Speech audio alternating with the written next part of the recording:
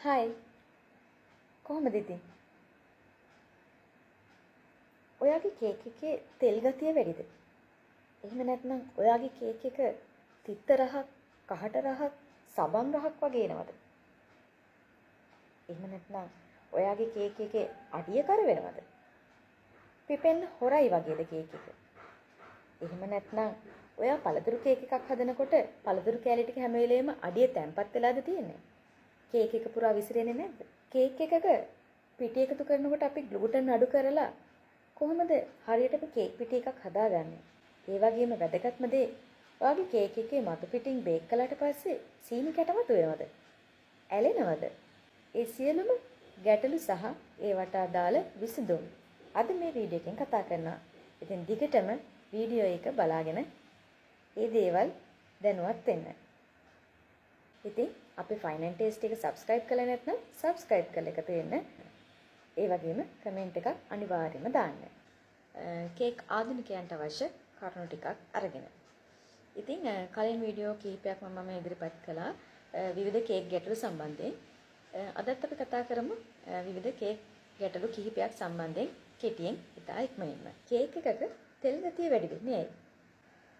ඔයා ගන්න බටර් එක වැඩිපුර දිය වෙලා තිබ්බහම මේ විදිහට කේක් එකක තෙල් ගතිය වැඩි වෙන්න පුළුවන්. ඒ වගේම ඔයා පාවිච්චි කරන බටර් එක අනුව එක වෙනස් වෙන්න පුළුවන්. ගොඩක් අය බටර් කියලා පාවිච්චි කරන්නේ ෆැට් ස්ප්‍රෙඩ් එක. එතකොට ෆැට් ස්ප්‍රෙඩ් එක භාවිතා කළාම ඒකේ තෙල් ගතිය වැඩි. එතකොට කේක් එක තෙල් ගතියෙන් වැඩි වෙනවා. ගොඩක්ම රස තියෙන්නේ හරියටම බටර් එක පාවිච්චි කළාම. ඒ වගේම තෙල් ගතිය අඩු වෙන්නේ හරියටම බටර් එක පාවිච්චි කළාම. ගොඩක් අය රැවටෙනවා බටර් කියලා ෆැට් ස්ප්‍රෙඩ් අරගෙන.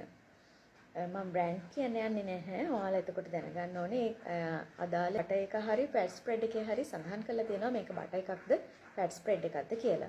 සාමාන්‍යයෙන් බටර් කියන එක ෆැට් ස්ප්‍රෙඩ් එකට වඩා ගණනින් වැඩි. මේ කේක් වල තෙල් ගතිය වැඩි වෙන එකට අපිට කරන්න පුළුවන් බටර් එක නිවැරදි කාමර උෂ්ණත්වයකින් අරගන්න. ඒ කියන්නේ අපි සාමාන්‍යයෙන් බටර් එකක් ෆ්‍රිජ් එකේ තිබ්බ ගමන්ම පාවිච්චිට ගන්නෙ නැහැ.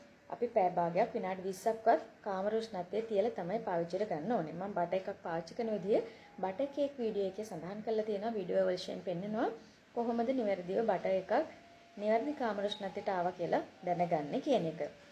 ඒ වගේම ෆැට් ස්ප්‍රෙඩ් එක නැතුව හරියටම බටර් එකම ගත්තාම තෙල් ගතිය අඩු වෙනවා. ඒ වුණාට අපි හෝම් බේකර්ස්ලා ගොඩක් අය කරන්නේ ෆැට් ස්ප්‍රෙඩ් එකක් තමයි කේක් එකට පාවිච්චි කරන්නේ. කස්ටමර් කියනවා නම් අපිට බටර් එකෙන්ම කේක් එක ඕන කියලා. ඒ වගේ වෙලාවක කස්ටමර්ට බටර් එකෙන්ම හරි ගස්සලා දෙන්න කේක් එක. ඊට අදාළ අය කිරීම කස්ටමර් එක්ක කතා කරගෙන වෙනස් කරගන්න පුළුවන්. ඊට සමහර අයට එන්නේ තවත් ගැටලුවක් තමයි මේ බේකින් සෝඩා. එහෙම නැත්නම් බේකින් පවුඩර් ප්‍රශ්නය. සාමාන්‍යයෙන් කේක් හැම එකකටම අපි බේකින් සෝඩා පාවිච්චි කරන්නේ නැහැ. එතකොට චොක්ලට් කේක් වලට සමහර අය බේකින් පවුඩර් සමග බේකින් සෝඩාත් පාවිච්චි කරනවා. නමුත් මගේ රෙසිපි එකට ගිහින් බලන්න හරියටම චොක්ලට් කේක් එක හදාගන්න පුළුවන් ආට බේකින් සෝඩා අවශ්‍ය වෙන්නේ නැහැ. බේකින් පවුඩර් විතරක් ඇති. ඉතින් සමහර අය කියනවා කේක් එකක් කහට රහක්, සබන් රහක් වගේ එනවයි කියලා. ඉතින් මේකට හේතුව තමයි බේකින් සෝඩා එහෙම නැත්නම් මා පාවිච්චි කරන බේකින් පවුඩර් කියන දේවල් වල ප්‍රමාණය වැඩිපුර එකතු කළාම. එහෙම පිපුම් කාරකවල ප්‍රමාණය අවශ්‍ය ප්‍රමාණයට වඩා වැඩියෙන් එකතු වුණාම ඔයාගේ කේක් එක තිත්ත රහක් එහෙම නැත්නම් කහට රහක් වගේ එන්න පුළුවන්. මේකට හේතුව තමයි බේකින් පවුඩර් එහෙම නැත්නම් බේකින් සෝඩා කියන මේ වර්ග විද්‍යාත්මක වශයෙන් ගත්තොත් භස්මයක්. එතකොට අපි කේක් එකකට දෙහි, විනා, කිරි, යෝගට් වගේ දේවල් එකතු කරන්නේ නැහැනේ. එතකොට ඒ වගේ දේවල් ඇවිල්ලා උදාසීන, ඒ කියන්නේ භස්මයක් උදාසීන කරන්න පුළුවන් දේවල්. එතකොට භස්මයක් උදාසීන වෙන්නේ නැත්නම් තිත්ත රස, කහට රස, සබන් රස අන්න ඒ වගේ දේවල් අයින් වෙන්නේ නැහැ. ඒ නිසා තමයි අර කේක් එකේ බේකින් පවුඩර්, බේකින් සෝඩා කියන දේවල් වල රස අයින් නොවි තිත්ත රහක්, කහට රහක්, එහෙම නැත්නම් සබන් රහක් වගේ එන්න පුළුවන්. ඒ නිසා බේකින් පවුඩර්, එහෙම නැත්නම් බේකින් සෝඩා වගේ දේවල් වැඩිපුර එකතු කරන්න එපා. අවශ්‍ය ප්‍රමාණය පමණ කේක් එකට එකතු කරන්න. ඊළඟට කේක් එකක් පිපෙන්නේ නැති වෙන්නේ හේතුව මොකක්ද? ඒකත් බේකින් පවුඩර් සම්බන්ධව ගැටලුවක්. බේකින් පවුඩර් නිවැරදි ප්‍රමාණයට එකතු නොකිරීම නිසා කේක් එකක් නිවැරදිව පිපෙන්නේ නැති වෙන්න පුළුවන්. ඒ වගේම බේකින් පවුඩර් වල ක්‍රියාකාරීත්වය විනාශ වෙලා තියෙන්න පුළුවන්. ඒ කියන්නේ ඇක්ටිව් ගතිය කියන්නේ බේකින් පවුඩර් එකේ ඇක්ටිව් ගතිය නැති වෙන්න පුළුවන්. ඒකට හේතුව වෙන්නේ හුලං වැදුනහම. ඔයා කඩපු බේකින් පවුඩර් එකක් තියෙනවනේ අනිවාර්යයෙන්ම මේක ආවරණය කරලා ටින් එකක් හරි මොකක් හරි කප් එකක් ඇතුළට දාලා තියන්නම ඕනේ. නැත්නම් බේකින් පවුඩර් එකේ ඇක්ටිව් ගතිය කියන්නේ ක්‍රියාකාරී ගතිය නැති වෙලා යන්න පුළුවන්. එතකොට අපේ කේක් එක හරියට පිපෙන්නේ නැහැ. ඔයාලට බේකින් පවුඩර් එක හොඳ තත්ත්වයේ තියනවාද කියලා බලා ගන්න පුළුවන්. උණු වතුර ටිකකට බේකින් පවුඩර් ටිකක් දාලා බලන්න උණු වතුර එකේ පෙන ගතියක් එනවද කියලා. උණු වතුර එකේ පෙන ගතියක් එන්නේ නැත්නම් ඒ කියන්නේ බේකින් පවුඩර් එකේ ක්‍රියාකාරීත්වය අඩු වෙලා තියෙන්නේ. ඒ නිසා අනිවාර්යෙන් හුලං නොයදුණු. ඉතාමත් හොඳ තත්ත්වයේ තියෙන කල් ඉක්ුත් නොවු හොඳ තත්ත්වයේ තියෙන බේකින් පවුඩර් එකක් හැම වෙලෙම කේක් එකක් බේක් කරනකොට එකතු කරගන්න. ඒ වගේම තවත් එකක් තමයි ගොඩක් අය කේක් එකක් බේක් කරන්න කලින් oven එක ප්‍රීහීට් කරන්නේ නැහැ. මතක ඇතුව oven එක ප්‍රීහීට් කරන්න ඕනේ. අවශ්‍ය රස්නය අපි oven එක ඇතුළට දීලා තියන්න ඕනේ. ඒ නිසා oven එක අනිවාර්යයෙන්ම ප්‍රීහීට් කරන්න ඔයා බේක් කරන උෂ්ණත්වයේම විනාඩි 10ක්. ඔයා බේක් කරන ඒ කියන්නේ අදාළ ඔයාගේ ආහාරය බේක් කරන උෂ්ණත්වයේම විනාඩි 10ක් ප්‍රීහීට් එක දෙන්න ඕනෙමයි. නැත්නම් අපේ කේක් එක නිවැරදිව નિયમિત උසකින් නිවැරදි විදිහට බේක් කරගන්න අමාරු වෙනවා. ඒ නිසා හරියටම කේක් එකක් oven එකට දාන්න කලින් ප්‍රීහීට් කරගන්න. කේක් එකකට බිත්තර එකතු කරනකොට ඇති වෙන දෝෂ මොනවද කියලා දැන් අපි බලමු. ඔයා කේක් එකක් බීට් කරනකොට මුලින්ම බටරුයි සීනි බීට් කරනවනේ. එතකොට බටරුයි සීනි බීට් කරනකොට කැටි ගතියක් එනවනම් මිශ්‍රණය කැටි වෙනවනම් ඒක ඔයාගේ කේක් එකේ මෘදුභාවයට ඒ කියන්නේ සොෆ්ට් එකට බලපාන්න පුළුවන්. එහෙම බිත්තරයි සීනි බීට් කරනකොට කැටි ගහෙන්න හේතුව මොකද්ද? මම කලින් සඳහන් කළා වගේ මම මීට කලින් වීඩියෝ එකක් සඳහන් කරලා තියෙනවා. කේක් එකේ පාවිච්චි කරන ඕනම අමුද්‍රව්‍යයක් අපි ශීතකරණයෙන් ගත්ත ගමන් පාවිච්චි කරන්නේ නැහැ. බිත්තර අධික සීතලකින් අපි බීට් කරන්න ගන්නේ නැහැ. ශීතකරණයෙන් එළියට ගත්ත ගමන් බීට් කරන්නේ නැහැ. ඒ නිසා අපි පැය භාගයක් විනාඩි 20ක් කාමර උෂ්ණත්වයට ආවට පස්සේ තමයි ඕනම අමුද්‍රව්‍යයක් කේක් එක සාකස් කරන්න සූදානම් කරගන්නේ. ඒ නිසා අනිවාර්යෙන් බිත්තර සීනි මිශ්‍රණය බීට් කරන්න කලින් බිත්තර ටික ඔයා ශීතකරණයේ තියලා නම් ගන්නෙ විනාඩි 20ක් පැය භාගයක් අනිවාර්යෙන් කාමර උෂ්ණත්වයේ තියලා ගන්න. ඒ වගේම බිත්තර එකින් එක බීට් කරන්න ගන්න. බිත්තර ඔක්කොම එකවර දාලා බීට් කරන්න ගන්න එපා. එකින් එක බීට් කරන්න ගන්න. කේක් එකක් හොඳින් පිපෙන්න පිටි වර්ගය බලපානවා. පිටිවල ග්ලූටන් කියන ප්‍රෝටීන් එක තමයි කේක් එකක් පිපෙන්න බලපාන්නේ. සාමාන්‍යයෙන් කේක් එකක් හදනකොට අපි සාමාන්‍ය පිටි, ඒ කියන්නේ පාන් හදන පිටි පාවිච්චි කරනවා නම්, ඒ කියන්නේ පිටිඟු පිටි කියන එක සාමාන්‍ය විදිහට අපි පාවිච්චි කරනවා නම්, පාවිච්චි කරන පිටි එකේ ග්ලූටන් ප්‍රමාණය වැඩි. එතකොට අපේ කේක් එක සොෆ්ට් ගතිය අඩු වෙලා තද ගතිය එන ප්‍රවණතාවය වැඩි වෙන්න පුළුවන්. සාමාන්‍ය පිටි එකතු කරනවා නම් ඔයාලට පුළුවන් ඒකට කෝන් ෆ්ලාර් ටිකක් එකතු කරලා මික්ස් කරලා ගන්න. එහෙම නැත්නම් කේක් පිටි කියලා කඩේ තියෙනවා. ඒ කේක් පිටි වල ග්ලූටන් ප්‍රමාණය අඩුයි. ඒක පාවිච්චි කරන්නත් පුළුවන්. මම කලින් වීඩියෝ එකකත් සඳහන් කරලා තියෙනවා කොහොමද සාමාන්‍ය පිටි එකක් කේක් පිටි එකක් බවට පරිවර්තනය කරගන්නේ කියලා. මම ආයෙ මතක් කරන්නම්. සාමාන්‍ය කේක් පිටි, ඒ කියන්නේ සාමාන්‍ය තිරිඟු පිටි ගන්න ප්‍රමාණය මේස හැඳි දෙකක් අයින් කරන්න. ඒ මේස හැඳි දෙකට කෝන් ෆ්ලාර් මේස හැඳි දෙකක් එකතු කරලා හොඳින් හලලා ගන්න. හොඳින් හලලා කියන්නේ තුන් පාරක්වත් පෙනේ දෙකකින් හොඳට හලලා ගන්න. හොඳට මික්ස් වුණාට පස්සේ ඔයාලට සාමාන්‍ය කේක් පිටි වගේ ග්ලූටන් අඩු කේක් පිටි එකක් වගේ හදාගන්න පුළුවන් කේක් එකට පාවිච්චි කරන්න. අපට විවිධ සද්ද දෙන්න පුළුවන්. මොකද වටේ පිටි ටිකක් ගෙවල් හදන ඒ වගේ වැඩ ටිකක් කරනවා. ඒ නිසා තඩින් බිඩින් සද්ද එන්න පුළුවන්.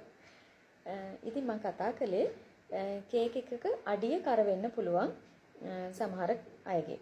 එහෙම වෙන්න හේතුව තමයි ඔයා oven එකේ කේක් එක දානකොට මම අර කලින් වීඩියෝ වල සඳහන් කරලා තියෙනවා මේ ගැන. ඒ oven එකේ ඔයාගේ oven එකේ හරි මැදින් කේක් එක දාන්න. හරි මැදින් කේක් එක දැම්මහම අර හීටර්ස් වලට ආසන්නයේ උඩින් තියෙන්නෙත් නැහැ යටින් තියෙන්නෙත් නැහැ. උඩටම ආසන්න නම් කේක් එකේ උඩ කර වෙනවා.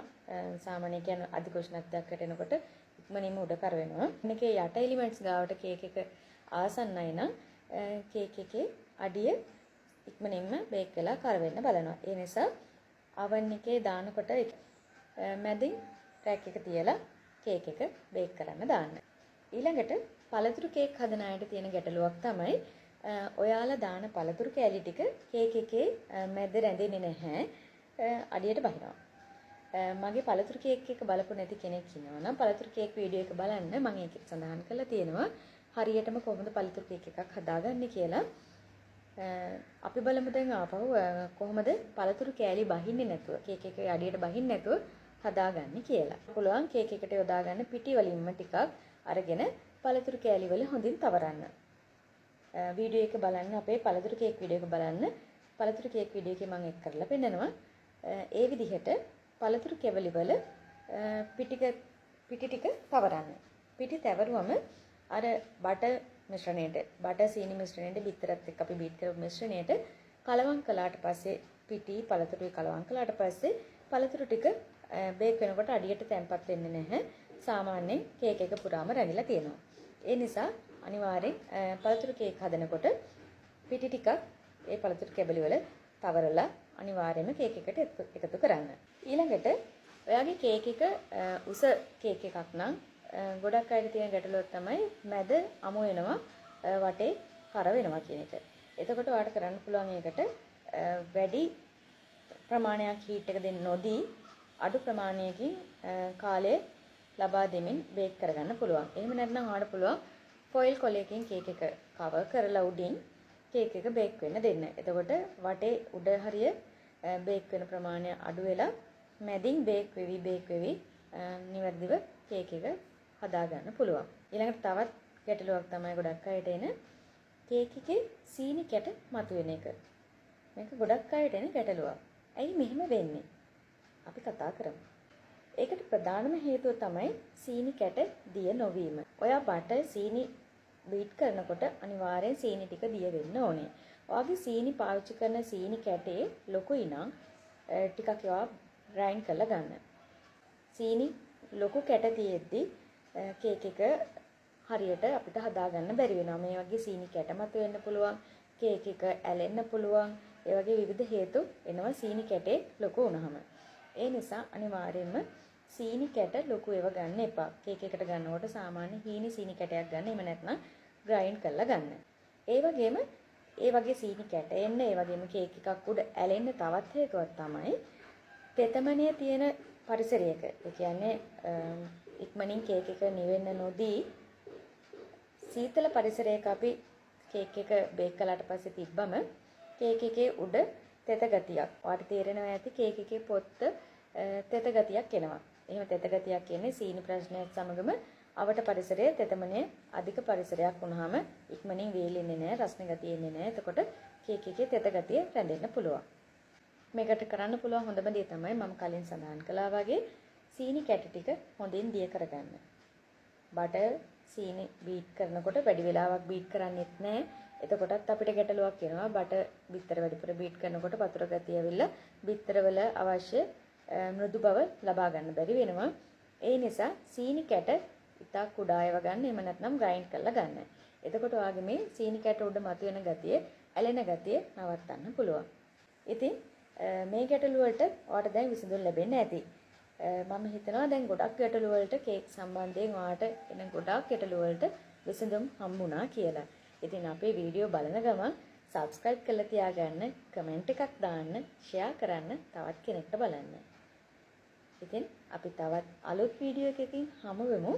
ඔයාට තියෙන තවත් ගැටලු මේ යටින් කමෙන්ට් එකක් දාලා මාව දැනුවත් කරන්න. මම තවත් ඉදිරි වීඩියෝ එකකදී ඒ ගැටලු වලට විසඳුම් අරගෙන එන්නම්. ඉතින් ඔයාලා හැමෝටම සුබ දවසක්. ආයුබෝවන්.